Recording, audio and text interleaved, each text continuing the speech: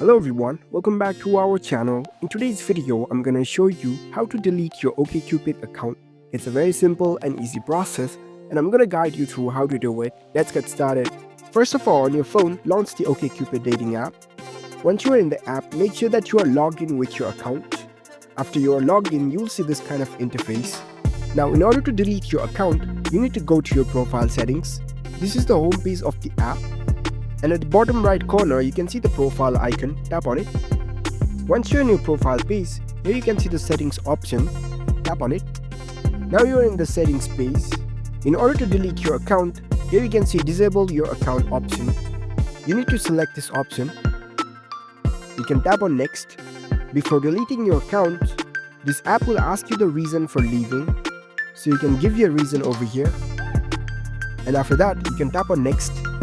And you can continue the further process and you will be able to delete your account.